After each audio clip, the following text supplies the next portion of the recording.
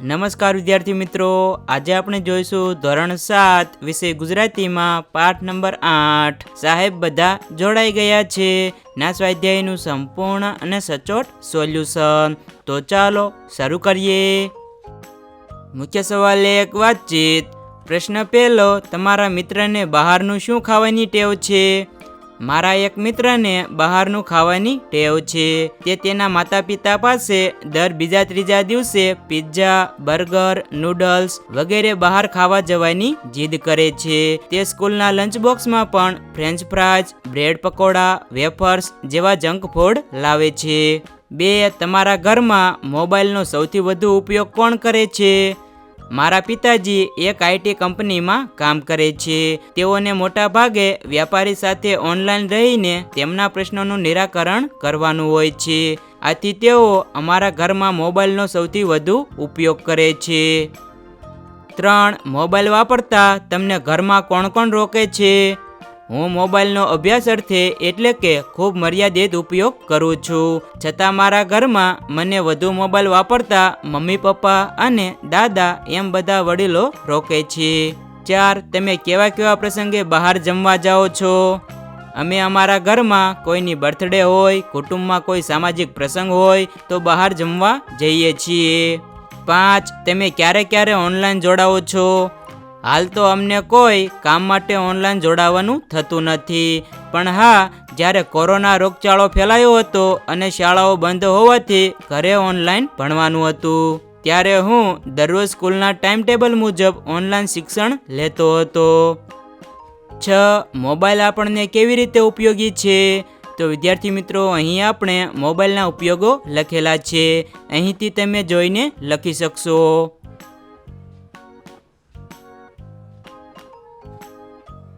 7. મોબાઈલના લાભ અને ગેરલાભ જણાવો। તો વિદ્યાર્થી મિત્રો, અહીં આપણે મોબાઈલના લાભ અને ગેરલાભ આપેલા છે, અહીંથી તમે જોઈને લખી શકશો। મુખ્ય સવાલ 2, વાક્યો વાંચી સાચા વાક્ય સામે ખરાની નિશાની કરો। પહેલું, મમ્મીએ મોબાઈલ લઈ લેતા મેં દેકારો મચાવ્યો। વાક્ય સાચું છે। 2, બાળકોને ગેમ રમવાની રજા મળતા કાગા રોળ કરી। વાક્ય ખોટું છે। 3, સમડી કાગડાના બચ્ચાને ઉપાડી ગઈ તેથી કાગડાઓએ કાગા રોળ કરી। વાક્ય સાચું છે। 4, બસ દુર્ઘટનાના સમાચાર સાંભળતા જ મુસાફરો વલોપાત કરવા લાગ્યા। વાક્ય ખોટું છે। મુખ્ય સવાલ 3, પાઠના આધારે નીચેના વાક્યો કોણ બોલી શકે તે લખો। પહેલું, પણ મોબાઈલ અમારે તો જોવો હોય ને, તો આ વાક્ય રાજેશ બોલે છે। 2, આજની આપણી મીટિંગનો વિષય તો તમને ખબર જ છે ને, તો આ વાક્ય શિક્ષક બોલે છે। 3, હું એકલો ક્યાં વડાપાઉં ખાઉં છું, તું પણ ખાય જ છે ને, તો આ વાક્ય વિવાન બોલે છે। 4, આપણે સાયબર ગુનાથી બચવું જોઈએ, નહીં તો નુકસાન થાય, તો આ વાક્ય શિક્ષક બોલે છે। મુખ્ય સવાલ 4, અ વિભાગના જોડકાને બ વિભાગના જોડકા સાથે જોડો। વારંવાર ફાસ્ટ ફૂડથી પાચન તંત્ર બગડે છે। વડીલોનો આદર કરવો સારા સંસ્કારની નિશાની છે।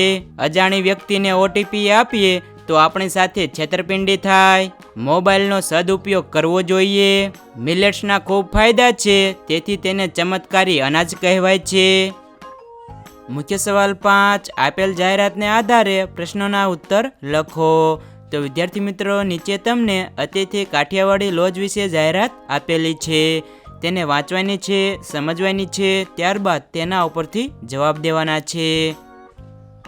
પ્રશ્ન જોઈએ। પહેલું, લંચ અને ડિનરમાં શું તફાવત છે? લંચ એટલે કે બપોરનું ભોજન ₹200માં અને ડિનર એટલે કે રાત્રિનું ભોજન ₹230માં અનલિમિટેડ છે। 2, મહિનામાં કેટલી વાર ₹150માં ભોજન મળશે?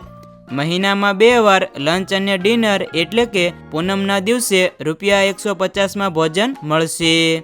3, અહીં 100% વેજીટેરિયન કેમ લખ્યું હશે? કાઠિયાવાડી એટલે કે ગુજરાતી લોજ હોવાથી 100% વેજીટેરિયન લખ્યું હશે, ત્યાં ફક્ત શાકાહારી ભોજન જ મળતું હશે। 4, તમારે બમણા રૂપિયા ક્યારે ચૂકવવા પડશે? ભોજનના અંતે થાળીમાં એઠું મૂક્યું હશે તો બમણા રૂપિયા ચૂકવવા પડશે। 5, અનલિમિટેડ એટલે શું? અનલિમિટેડ એટલે વ્યક્તિને જેટલું જમવું હોય તેટલું જમી શકે. મુખ્ય સવાલ 6. તાજેતરમાં બનેલ એક બનાવ વિશે તમને જાણવાની મજા પડશે. તેની નીચે આપેલા પ્રશ્નોની વર્ગમાં ચર્ચા કરો. પ્રશ્ન જોઈએ. પહેલું, કોના ખાતામાંથી ઓનલાઈન ચોરી થઈ? કેટલા રૂપિયા? એક મોટી કંપનીના સીઈઓના ખાતામાંથી ઓનલાઈન 16 લાખ રૂપિયાની ચોરી થઈ હતી. 2. સાયબર ક્રાઇમનું કામ શું છે? સાયબર ક્રાઇમનું કામ ઓનલાઈન જેટલા પણ ગુના થાય છે અથવા છેતરપિંડી થાય છે તેનો ઉકેલ લાવવાનું છે.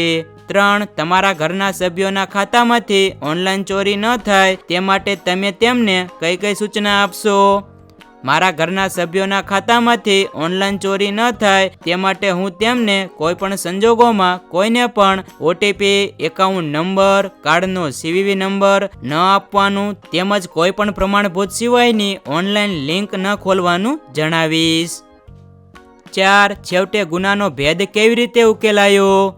ઓફિસના CCTV ફૂટેજમાંથી એક વાત મળી જેના આધારે છેવટે ગુનાનો ભેદ ઉકેલાયો. ઓફિસના સીઈઓનું મોબાઈલ ચાર્જર બદલાઈ ગયું હતું અને તેની જગ્યાએ બીજું USB ચાર્જર મૂકવામાં આવ્યું હતું. ચાર્જર દ્વારા તમામ ડેટા કોપી કરવામાં આવ્યો હતો. આખું મોબાઈલ બેન્કિંગ હેક કરવામાં આવ્યું હતું. પછી ખાતામાંથી પૈસા સરળતાથી ઉપાડી લેવામાં આવ્યા હતા. 5. બેંકનો ટોલ ફ્રી નંબર ક્યારે ક્યારે કામ લાગે છે? આપણી સાથે જ્યારે ઓનલાઈન ગુનો બને ત્યારે બેંકને તાત્કાલિક સૂચના આપવા માટે જે તે બેંકના ટોલ ફ્રી નંબર કામ લાગે છે. મુખ્ય સવાલ 7. કાવ્ય પંક્તિઓને વાંચી 3 પ્રશ્નોની રચના કરો. તો પ્રશ્ન જોઈએ. કવિએ માતાને કોનાથી મીઠી કહી છે? માતાને શાની પૂતળી કહી છે? માતાનું હૈયું કેવું છે? તો આવી રીતે પ્રશ્નની રચના કરી શકાય. મુખ્ય સવાલ 8. નીચે આપેલી ખાલી જગ્યામાં યોગ્ય શબ્દ મૂકો. પહેલું, આપણે સારા માણસ બનવાનો પ્રયત્ન કરવો જોઈએ. 2. પરીક્ષામાં ઓછા ટકા આવવાથી જિંદગી હારી જવાતી નથી. 3. ભારત દેશને દેશભક્ત નાગરિકોની ખૂબ જ જરૂર છે. 4. એ જ સફળ થઈ શકે જે સંઘર્ષ સામે ટકી શકે અને ચેલેન્જ ઉપાડી શકે. 5. જીવનમાં આવતી મુશ્કેલીનો સામનો ગભરાયા વગર કરવો જોઈએ. મુખ્ય સવાલ 9. આપેલ શબ્દમાંથી કોઈ 2 અક્ષર મળીને અંગ્રેજી શબ્દ બને છે તે શોધો અને તેનો ગુજરાતી અર્થ લખો. પહેલું, ગમગીન. તો ગન એટલે બંદૂક, ગમ એટલે ગુંદર. 2. કામણગાર. તો કાર એટલે મોટરગાડી, કામ એટલે શાંત. 3. સફરજન. સફર એટલે સહન કરવું, ફર એટલે રૂવાટી, રન એટલે દોડવું, સન એટલે સૂર્ય, ફન એટલે આનંદ. 4. ભાવનગર.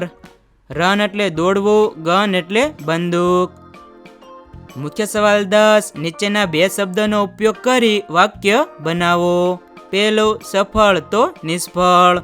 વાક્ય, જીવનની ઘટમાળમાં ક્યારેક સફળ થવાય તો ક્યારેક નિષ્ફળ. 2. આદર તો અનાદર. વાક્ય, જીવનમાં આદર મળે કે અનાદર આપણે તો બસ ચાલ્યા કરવું. 3. લાભ તો ગેરલાભ. વાક્ય, કોઈની સાથે દગો કરવામાં આપણને લાભ જણાય છે પણ અંતે તેનાથી ગેરલાભ થાય છે. 4. પ્રવૃત્ત તો નિવૃત્ત. વાક્ય, સતત પ્રવૃત્ત રહી કામ કરનારને નિવૃત્ત રહેવું ગમતું નથી. 5. માન તો અપમાન. વાક્ય, સજ્જનો માન અપમાનની પરવા કર્યા વિના સતને માર્ગે ચાલે છે. મુખ્ય સવાલ 11. આપેલા પ્રશ્નોના ઉત્તર લખો. પહેલું, ઓનલાઈન મીટિંગના ફાયદા જણાવો. તો વિદ્યાર્થી મિત્રો, અહીં આપણે ઓનલાઈન મીટિંગના ફાયદા લખેલા છે.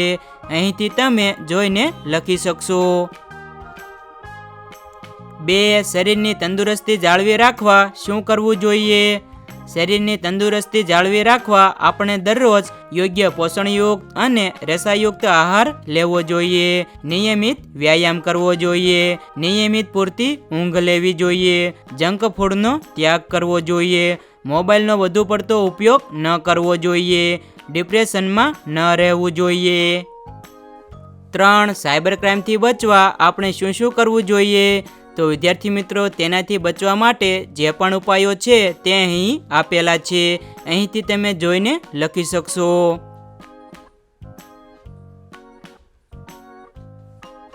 4. દેશભક્ત કોને કહેવાય? દેશનો કોઈ પણ નાગરિક કોઈ પણ જગ્યાએ પોતાની આજીવિકા ચલાવવા, કોઈ પણ પરિસ્થિતિમાં દેશ માટે સારું વિચારે અને દેશના વિકાસમાં પોતાનાથી બનતું યોગદાન આપે અથવા દેશની વ્યવસ્થામાં અવરોધરૂપ ન થાય તે સાચો દેશભક્ત છે. મુખ્ય સવાલ 12. નીચેનું ઉદાહરણ વાંચી તે મુજબ બીજા વાક્યો લખો. ઉદાહરણ જોઈએ. શિક્ષકથી પ્રવૃત્તિ તૈયાર થઈ. શિક્ષક વડે પ્રવૃત્તિ તૈયાર કરાય. પેલું, રોહિતે સદી કરી. રોહિત વડે સદી કરાય. 2. માતાએ પુત્રને દૂધ આપ્યું. માતા વડે પુત્રને દૂધ અપાયું. 3. ગુરુજીએ શિષ્યને પ્રેરણા આપી. ગુરુજી વડે શિષ્યને પ્રેરણા અપાય. મુખ્ય સવાલ 13. પ્રત્યય મૂકી ખાલી જગ્યા પૂરો. પેલું, આ પત્ર મહેશને આપજો. 2. બાએ પત્રમાં ખૂબ જ યાદ લખાવી છે. 3. મારાથી સહન થતું નથી. 4. મીનાએ મીટિંગમાં હાજરી આપી. 5. વિદ્યાર્થીઓને પ્રવાસમાં લઈ ગયા. મુખ્ય સવાલ 14. નીચેના વાક્યોમાંથી અનુક શોધીને તેની નીચે લીટી કરો. પેલું, મેં સરસ્વતીને ફૂલ ચઢાવ્યા. તો ને અનુક છે. 2. વિવેકાનંદજીએ અમેરિકનોને મંત્રમુગ્ધ કર્યા. તો એ અને ને અનુક છે. 3. ભારતનો ડંકો વિશ્વમાં વાગવા લાગ્યો. તો નો અને માં અનુક છે. 4. વિશ્વની શાંતિ આજે મહત્વનો પ્રશ્ન છે. તો ની અને નો અનુક છે. 5. રવિન્દ્રનાથ ટાગોરને નોબેલ પારિતોષિક મળ્યું હતું. તો ને અનુક છે. તો વિદ્યાર્થી મિત્રો, જેટલા પણ શબ્દની નીચે લાલ લીટી કરેલી છે તે અનુક છે. મુખ્ય સવાલ 15. નીચેના વાક્યો વાંચીને તેમાં અનુક વપરાયો છે કે નામયોગી તે જણાવો. ઉદાહરણ જોઈએ. રાજેશને જામફળ બહુ ભાવે છે. તો ને અનુક છે. આપણે નાક વડે શ્વાસ લઈએ છીએ. તો વડે નામયોગી છે. પેલું, મનાલીએ વિશ્વને સંગીત શીખવ્યું. તો એ અને ને અનુક છે. 2. એ મુસાફરી તો ટ્રેન દ્વારા જ થાય. તો દ્વારા નામયોગી છે. 3. હું દીકરી માટે ઘડિયાળ લાવીશ. તો માટે નામયોગી છે. 4. અમે વરસાદમાં ભીંજાયા. તો માં અનુક છે. 5. ઝાડ પર વાંદરા હતા. તો પર નામયોગી છે. મુખ્ય સવાલ 16. યોગ્ય અનુક મૂકી સાર્થક વાક્ય બનાવો. પેલું, શૈલેષની વાડીમાં એક ઘટાદાર આંબો છે.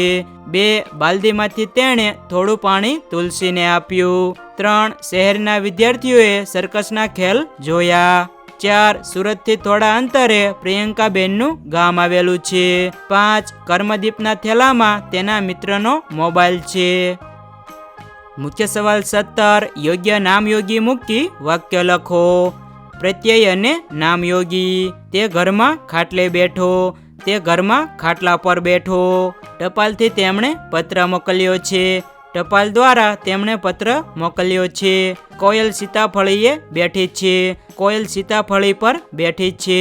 ઓરડામાં વિદ્યાર્થીઓ ભણે છે. ઓરડાની અંદર વિદ્યાર્થીઓ ભણે છે. મુખ્ય સવાલ 18. આપેલી બાબતોને અંગમુદ્રા અથવા મુખમુદ્રા દ્વારા રજૂ કરો. તમે કોઈની પતંગ કાપો છો. તમે ગરબે રમી રહ્યા છો. તમે જળાશયમાં નાહી રહ્યા છો. તમે ફટાકડા ફોડી રહ્યા છો. તમે ક્રિકેટ રમી રહ્યા છો. તમે ઝાડ પર ચઢી રહ્યા છો. તો વિદ્યાર્થી મિત્રો, તમે આ બધી વસ્તુ કેવી રીતે કરો છો તે રજૂ કરવાનું છે.